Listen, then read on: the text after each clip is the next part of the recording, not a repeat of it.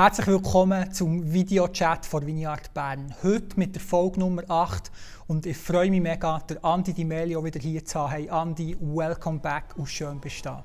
Hey Nati, immer so gut mit dir zusammenzuhocken.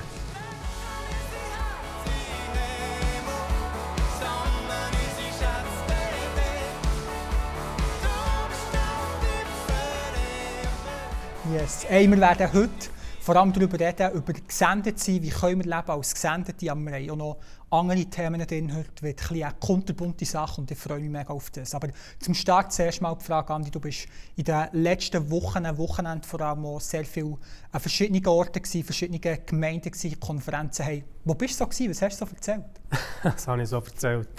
Irgendwo in Rostwitz bin ich, in der Nähe vom Bodensee. Fimitun bin ich auch noch gerade bei Regi Plus Worb. Dort wird jetzt noch mal sein, im Zusammenhang mit einer Retrette.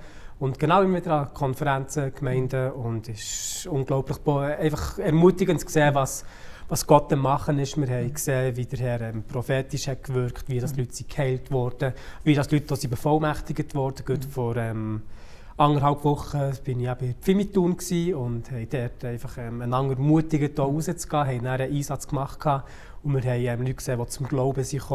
Ein Kollege von mir hat 2 jüngere Damen angesprochen, die wirklich beide Hoffnungsbegegnung haben gebraucht. Bei der einen ist der Grossvater gestorben und sie war sehr eng mit ihm und es hat bei ihr ganz viele Fragen aufgeworfen über das Leben und was nach dem Leben überhaupt kommen könnte. Und dann haben wir einfach ihr dienen, hoffnungsvolle Worte weitergeben und sie hat gerannt. Du warst so etwas von dankbar gewesen. Und viele, viele weitere so Begegnungen. Ja. Und so, es ist einfach cool zu sehen, wie viele an Konferenzen haben gesagt haben, ich will das erste Mal einen mutigen Schritt für einen grosszügigen Tag wagen.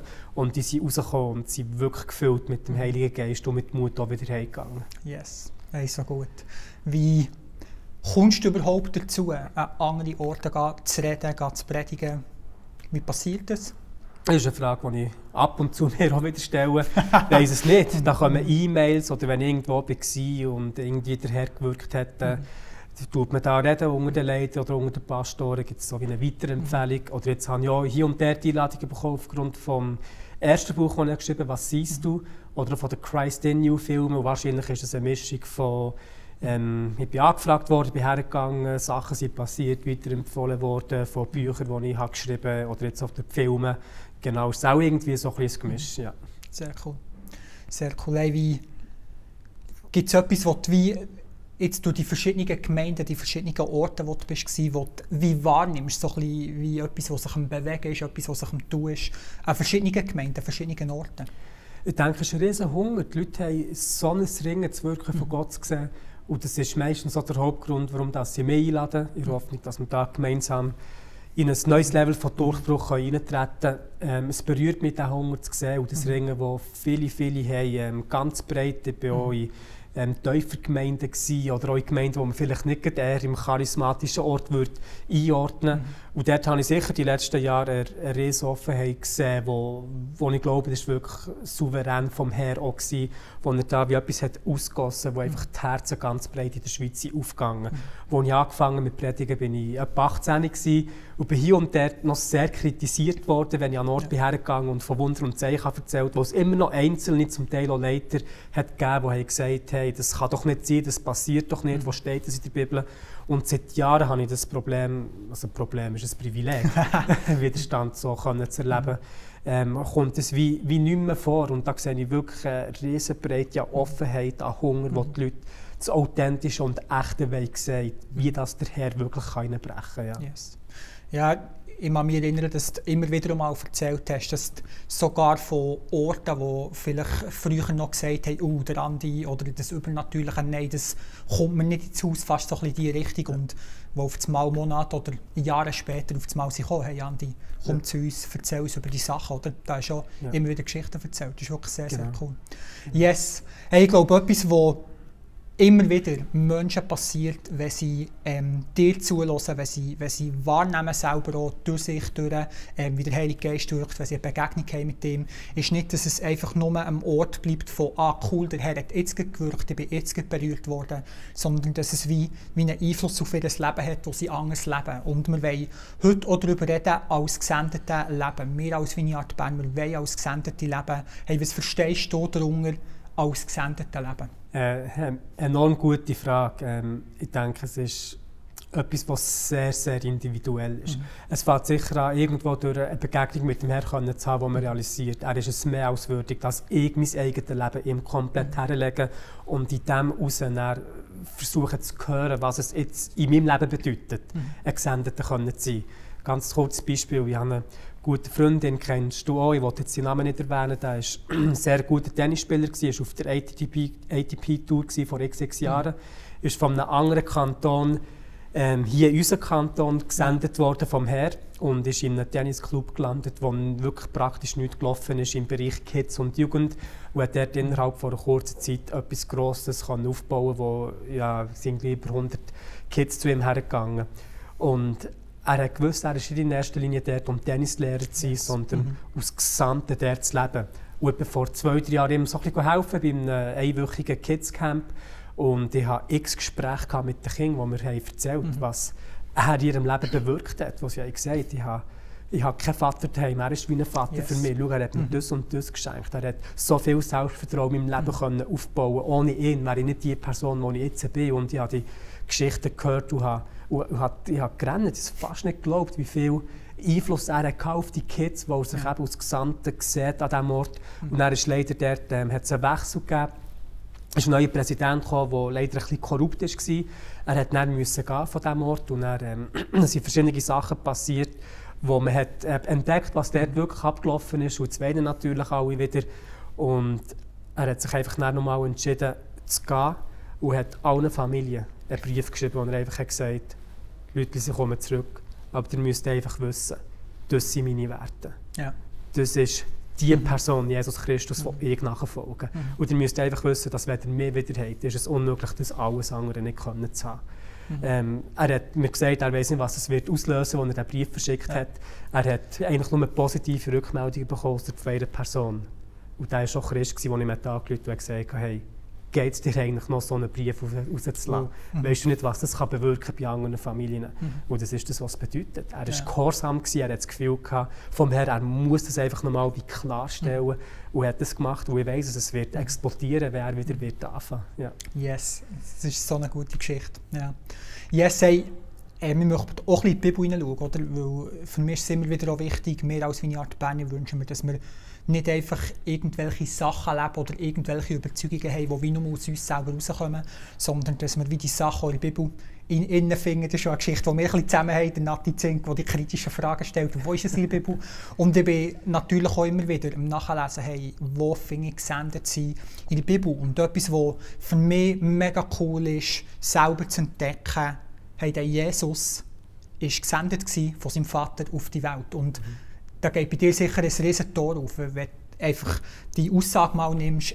Im Lukas-Evangelium lesen wir davon Kapitel 4, aber genauso im Johannes Kapitel 17, wo es darum geht, dass Jesus in die Welt hineingesendet ist worden.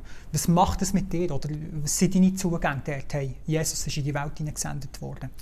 Es ist wunderbar, ich liebe es, das zu lesen, bis man nachher im Johannes-Evangelium die Aussage von Jesus sieht, wo er sagt, so wie ich bin gesendet worden, sende ich jetzt euch. Und das ist der Game Changer, den man eigentlich realisiert. So wie Jesus vom Vater ist ausgesendet worden, sind wir ausgesendet worden. Und dass der Kern der Salbung vom Heiligen Geist in uns eigentlich mit dem Zusammenhang von dieser Aussendung wie stattfindet. Was für eine Aussage von unserem Herrn höchstpersönlich. So wie der Vater mich gesendet hat, so sende ich euch. Und in der Apostelgeschichte ist das eigentlich der Rotfaden, wo man immer wieder sieht, wie die Aussendung im Zusammenhang mit der Begegnung von Gott eigentlich stattfindet. Genau im Alten Testament auch, wo ich das Beispiel von Jesaja im Kapitel 6 einfach so liebe, wo der Prophet die Begegnung hat und ein Engel kommt mit dem Feuerstab. Er hat vielleicht das Gefühl, er wird verurteilt, jetzt ist fertig mit dem Leben. Und er hat eine wunderschöne Begegnung und der Herr fragt ihn, wer kann ich senden? Und der Jesaja antwortet mit dem Herzensschreiwunsch, den der Herr immer noch hat. Wer kann er senden? Und er sagt, hier bin ich, send mich. Yes. Yeah. Yes, hey, hier bin ich, send mich. Wie lebst du das tagtäglich? Sicher mehr verfügbar machen, sagen, Herr, ich will ein Gesendeter sein, mich ausgestreckt gegen außen ausrichten, wenn ich im Alltag unterwegs bin, jemanden sehe, der vielleicht ein Wort brauchen kann, jemand, der gehighlightet wird. Oder halt auch klassisch in einem mehr organisierteren Rahmen mit Strasseneinsätzen. Letzten Donnerstag sind wir auch wieder auf die Straße gegangen. Eben in der Konferenz vor 1,5 Wochen, bei Pfimi sind wir auch auf die Straße gegangen. Wo dort einfach den Ausblick gegen raus zu haben, das ist so etwas von gesungen, wenn ich einfach in Momenten meine Agenda, meine eigenen Wünsche ablege, um das Gute für die anderen Menschen, eigentlich um mich herum wie zu suchen durch die Hilfe vom Heiligen Geist. Ja. Es hat auch sehr viel damit zu tun, oder wie ihn wahrnehmen, was will er jetzt machen, Perspektiven, was könnte jetzt auch passieren mit solchen Sachen, oder? Ja, absolut. Absolut. Yes.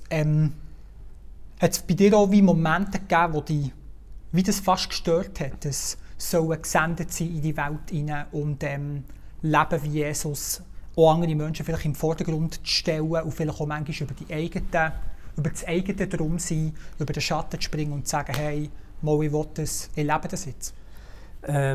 Stören nicht, aber vielleicht hier und dort gestresst, weil es mich halt immer wieder aus dieser Komfortzone rausruft und es eigentlich etwas ist, das komplett unserem gesellschaftlichen Trend entgegenspricht, weil der ja ist, hey, mach nur das, was du im Moment kannst, wie gut fühlen und so. Und in so Momenten fühle ich mich eigentlich meistens nicht gut. Und gleich weiss ich, hey, es ist erstens ein Auftrag und wenn der Vater spricht, spielen meine Gefühle nicht wirklich eine Rolle, sondern da will ich auch gehorsam sein, irgendwo durch. Und dann einfach auch zu sehen, was kann passieren im Moment. Ich meine, wir haben Tausende von Geschichten jetzt wahrscheinlich erlebt, wo einfach Leute in eine lebendige Begegnung sind mit dem Herr, wo sich Leute im Moment entschieden haben, hey, mein Gefühl ist im Moment nicht so wichtig wie die Not von dieser Person, die Hoffnung vom Evangelium müssen zu hören. Yes.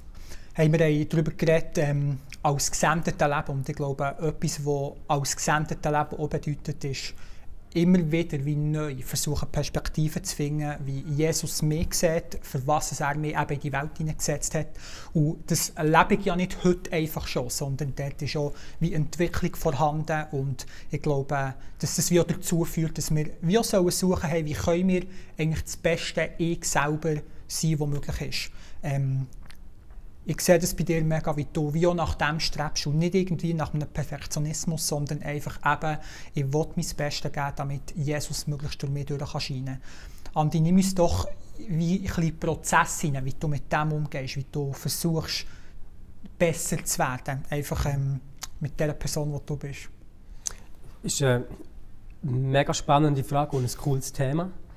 Und ich denke, da haben wir in der Church so eine andere Botschaft, wie die Welt eigentlich hat.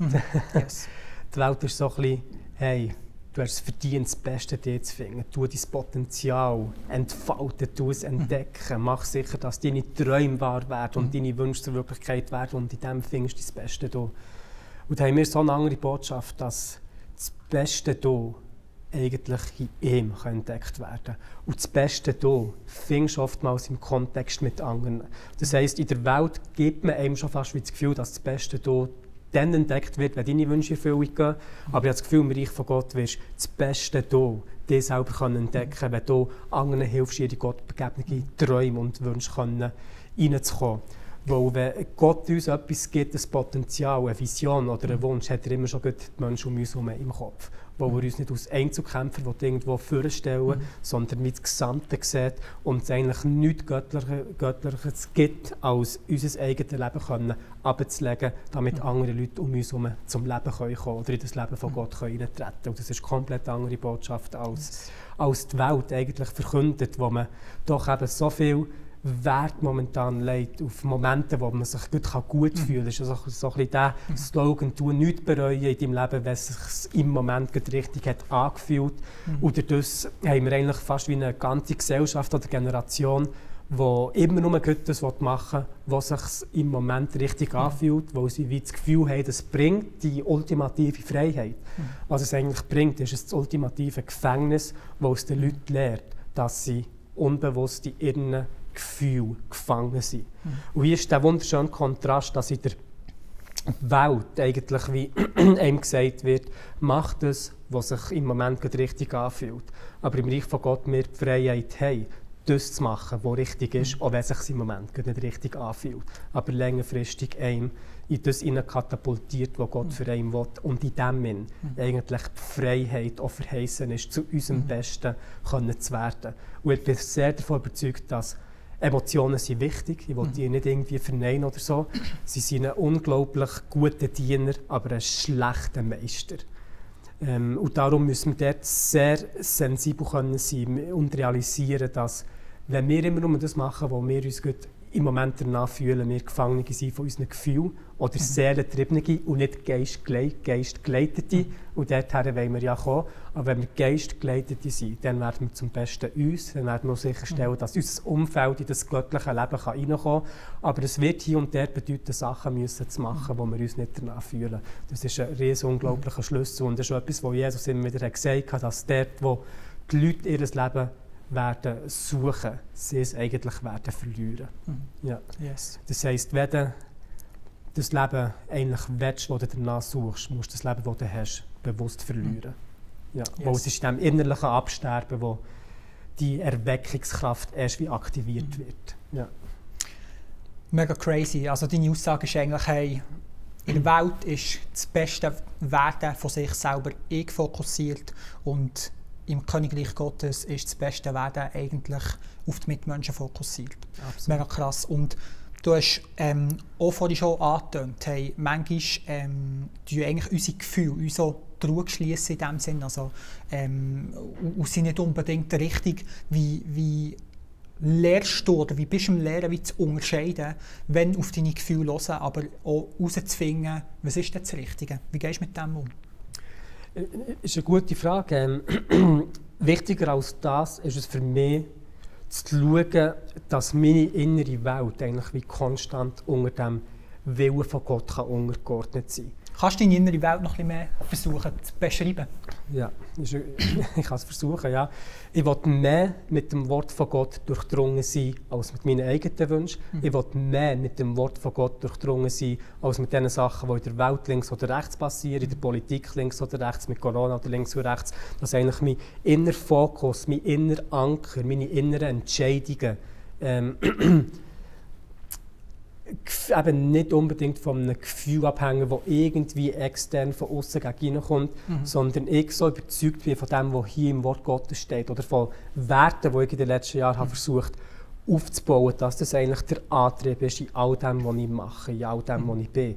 Oder eigentlich zu einem Punkt herkommen, wie es der Paulus so gesagt hat, es bin nicht länger ich, der lebe, sondern Christus durch mich. Das heisst, das Beste du findest dann, wenn du dich selber eigentlich abtötest, so dass Christus durch dich durchleben kann. Yes. Hey, Werte, erzähl, was sind deine Werte, die du wie jahrelang versuchst aufzubauen, wo du dran bist, genau. Vielleicht manchmal schon dafür kämpfst. Das Coole ist bei Werten, wenn du die in einem Moment machst, wo du weißt, hey, du bist gesund im Leben, du bist mit dem Herrn unterwegs, yes. Nimm dir dann Zeit, Werte aufzuschreiben. Ich habe das gemacht vor x Jahren, ich werde nicht jedes durchlesen. Aber das Coole ist, wenn du Reich Gottes Werte hast und die auch lebst, musst du keine, oder oftmals keine Entscheidungen mehr treffen, die du schon hast getroffen. Yes. Zum Beispiel, ich habe aufgeschrieben, ich will jede Person ehren und respektieren, egal was sie mir macht, wo die Person im Ebenbild von Gott ist geschaffen wurde. Yes.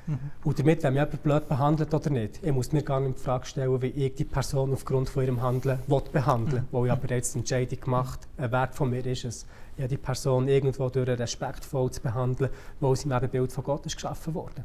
Das heisst, in solchen Momenten habe ich kein Bedürfnis mehr von meinen Gefühlen leiten, weil dann würde es meistens nicht gut kommen, wenn eine Person mich schlecht behandeln würde, sondern habe eigentlich schon durch das Wort Gottes einen Wert verankern, wo ich wie versuchen, eine Person respektvoll zu behandeln.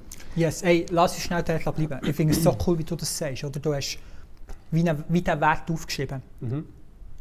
Aber du bist wahrscheinlich nicht einfach hergehockt, du hast gedacht, okay, ich schreibe schnell den Wert auf, sondern du bist wahrscheinlich erstens wie einen Prozess gegangen, bis zum Schluss hast du gekommen, ich will das wirklich.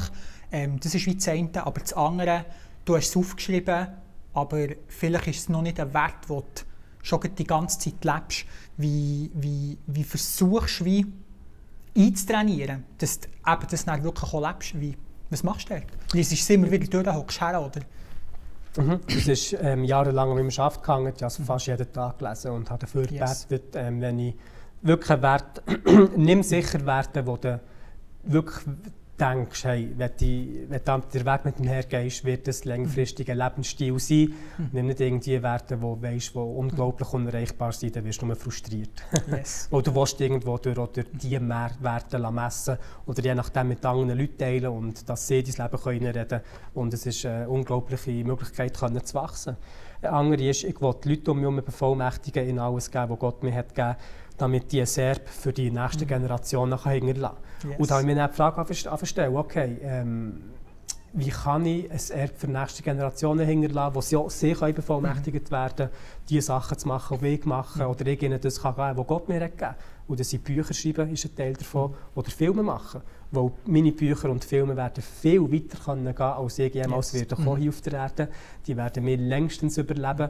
Und dort sind auch Inhalte drin, wo ich den Leuten weitergebe, die Gott mir hat gegeben, die sie auch dazu bevollmächtigen sollen. Yes. Der andere Wert, die Gegenwart von Gott, ist mein grösster Schatz. Und das kann nur sein, wenn ich meine Aufmerksamkeit ihm widme oder eben, dass ich es nicht zulasse, dass Sachen von der Welt mehr und mehr mein Bewusstsein einnehmen, sondern die Gegenwart im Fokus ist. Ein anderer war, den habe ich jetzt erreicht, das ist, wie gesagt, ein paar Jahre alt. Ich werde meine Jungfräulichkeit in den reinnehmen. Und weil das mein Wert war, habe ich gar keine Entscheidungen treffen, wo es Situationen gab, wo Frauen mit mir hätten schlafen wollten. Weil ich habe meinen Wert festgelegt und dadurch ist bereits eigentlich die Entscheidung gefallen. Genau. Und das habe ich können und genau, das ist die Kraft der Werte. Sehr cool. Ja. Yes. Hey, Werte sind etwas, das uns, wie du gesagt hast, schon, wo wir eigentlich auch wie ein Fundament bauen, wo wir wieder darauf verstehen, würde ich mal behaupten. Was ratest du Leuten, wenn sie selber wie die Frage vielleicht mit sich herumtragen, hey, ich würde ja sehr gerne wie meine Werte festlegen, ich würde ja sehr gerne wie aufschreiben, was meine Werte sind. Aber wie finden wir das überhaupt heraus? Wie kann ich herausfinden, was meine Werte sind?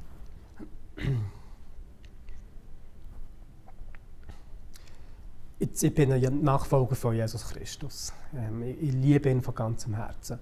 Und dadurch ist für mich wie klar, dass meine Werte das repräsentieren sollten, wofür Jesus eingestanden ist oder immer noch einsteht. Und für das habe ich hier ein wunderbares Buch, die Bibel, das Wort Gottes, wo ich einfach verschiedene Sachen sehe und rausstreichen und sagen, hey, das will ich praktisch in meinem Leben leben und so sieht es genau aus. Ja. Etwas anderes, was mir vielleicht auch noch geholfen hat, und jetzt kann ich ein bisschen ausholen, ist wie die Frage, wie dass wir aus Gesellschaft an den Ort herkommen, wo wir jetzt sind. Yes. Und ich habe mal von einem Doktor, der Doktor in Theologie, der hat eine spannende Aussage gemacht. Ich hoffe, ich kann sie richtig zitieren. Er hat wie gesagt, vor 500 Jahren hat man sich die Frage gestellt, gibt es einen gnädigen Gott?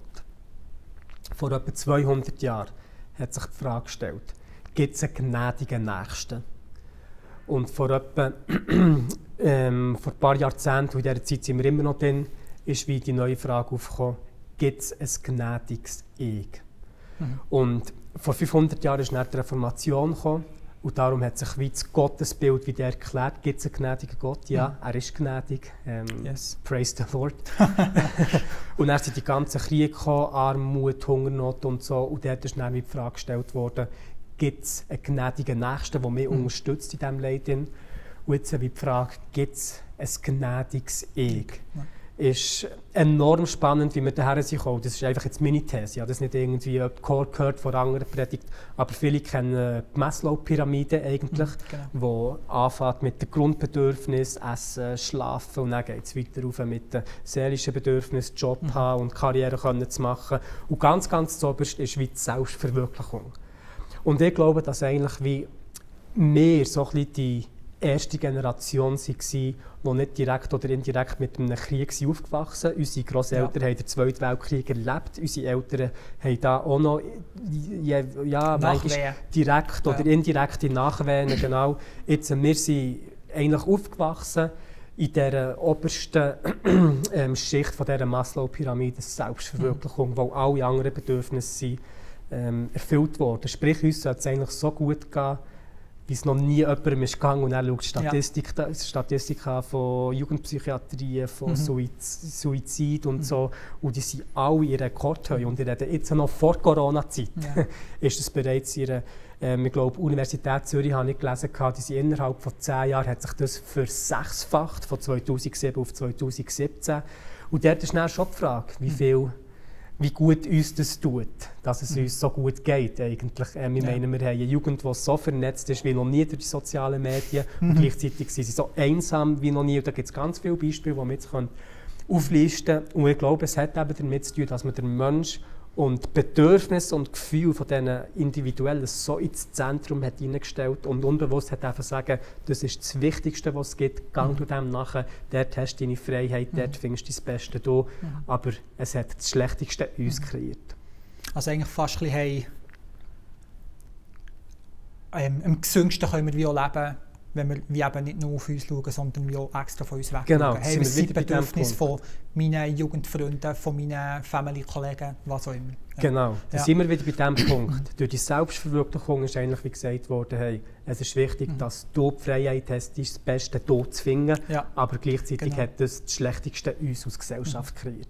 Yes. Und darum glaube ich, dass wir da müssen wieder einen Shift machen, um zu realisieren, was bedeutet das Beste, uns können zu kreieren, wo in dem Sinn logischerweise die besten individuellen Leute wieder werden können auftreten. Wo nochmal das Beste hier ist im Kontext von anderen. Es passt so schön, wenn wir wieder wie in die Bibel gehen und einfach schauen, wie hat Jesus gelebt. Wir sehen, wie er ist auf die Welt Jünger gesammelt hat, sie besser gemacht hat, für weit dort mal das Wort zu brauchen, sie entwickelt hat und einfach sein Bestes aus seinem ganzen Leben gegeben hat. Und nicht nur für seine Jünger, sondern für die ganze Welt. Und ich glaube, dorthin dürfen wir definitiv schauen, dürfen wir hergehen und dorthin wollen wir uns weiterentwickeln. Das ist auch mein Gebet für uns als Vineyard Bern, dass es uns immer wieder gelingt, uns um unsere Mitmenschen zu kümmern, sei das durch den Dienst am nächsten, sei das auch durch das, was hier im Erdgeschoss passieren kann, vom Kevin Gässli, aber auch aus unserem Leben als Einzelpersonen in Vineyard Bern. Weil auf das möchte ich auch noch zu sprechen kommen zum Schluss. Leben als Gesendete ist bei dir ein Thema, bei mir ein Thema. Aber was können wir bewirken, wenn wir alle als Gesendete leben? Gib uns dort doch einen Traum oder wie ein Bild. Was glaubst du, es kann passieren, wenn wir als Vineyard Bern, jeder Einzelne, versucht, als Gesendete zu leben für die Menschen um uns herum? Du wirst dich nicht nur als Gesendete sehen, dort wo du bist, sondern als Vater oder Mutter für die Leute, die um dich herum sind. Und das ist genau das, was eigentlich mein Freund, der Tennislehrer, auch macht. Er sieht sich nicht in erster Linie als Tennislehrer, als Gesendete, aber in dieser Sendung eigentlich als Vater über die Kids, als Vater über die Region und hat eine familiäre Atmosphäre kreieren, wo die Leute so sein können, wie sie eigentlich sind und in dem Moment zu etwas Besserem werden können. Genau. Du gehst ins Geschäft mit dem Wissen, hey, du hast hier eine Mutterrolle und hast das Privileg, ins Leben von anderen Leuten zu sprechen. Du bist vielleicht Lehrer, du gehst an die Schule mit dem Bewusstsein, hey, du bist nicht nur ein Lehrer, dein Ziel ist es nicht nur, Leute auszubilden jetzt im intellektuellen Bereich, aber hier auch einfach sicherzustellen, dass Leute näher an das herkommen, was Gott für sie vorbereitet hat. Und da hören wir immer wieder Beispiele von Einzelpersonen bei uns in Vineyard Bern, die bewusst für die Kids beten, für die Kids einstehen, die Wunder und Zeichen erleben. Jetzt, ein Kollege von mir ist noch eingeladen worden an einen Konf von Schülern, einfach, weil sie da irgendwie haben gespürt, es ist mehr als eine Lehre, da ist Leben geflossen, wenn er zu uns hat geredet.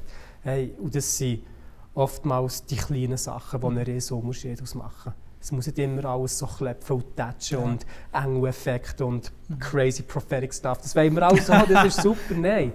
Aber manchmal reicht es einfach, jemandem auf die Schulter zu klopfen und zu sagen, hey, schau, das ist vielleicht heute ein schlechter Tag. Aber ich wollte dir sagen, dass dein schlechter Tag noch lange nicht definiert, was du bist. Du bist so viel besser als dein Tag jetzt in diesem Moment. Ich wollte einfach, dass du das weißt. So kleine Sachen im richtigen Moment sind lebensverändernd. Und das ist etwas, was auch ganz viele Menschen können brauchen, eigentlich jeden um uns herum. Also wir haben einen Nährboden, der uns als Vineyard Bern wichtig ist. Wir segnen Bedürftige und Wohlhabende genau gleich. Und ich glaube, das ist so eine gute Möglichkeit, in dem Sinne zu leben, als gesendete Menschen, egal ob bedürftig, egal ob wohlhabend.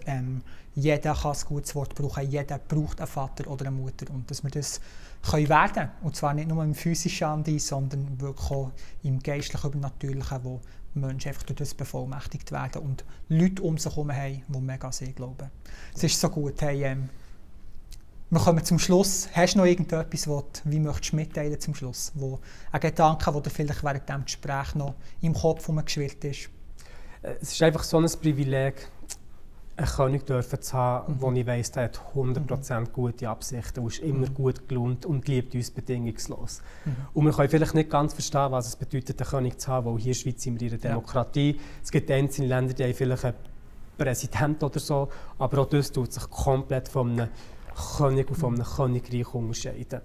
Und es gibt ein cooles Zitat, das ich mal gehört habe. Es geht etwa so, wenn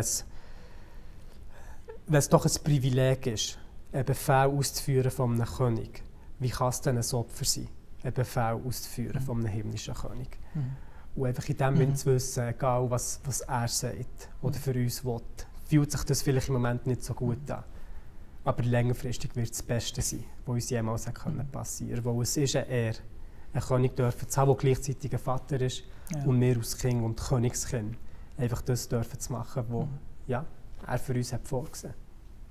Hey, so ein gutes Schlusswort. Wir leben als Gesendete, dienen einem, der selber gesendet war, der alles hat gegeben für uns, gute Absichten hat. Und das ist etwas, was wir jeden Tag ausleben dürfen, dort wo wir sind, egal ob im Job, bei der Familie, unterwegs, bei Leuten, die wir sehen, mega, mega gut haben. Und ich bete, dass das einfach uns begleitet in der nächsten Zeit, in der kommenden Zeit als Vineyard Bern und dass wir einfach immer wieder dürfen die Geschichten erzählen, die wir in dem erleben, weil die haben wir, du hast jetzt vorhin auch im Gespräch einige erzählt. Andi, merci vielmals, bist du dabei gewesen. Ich freue mich schon jetzt einfach wieder auf ein nächstes Mal mit dir hier zu hocken und über Gott und die Welt zu reden. Merci vielmals, bist du hier gewesen. Merci dir, Nati, du machst das super.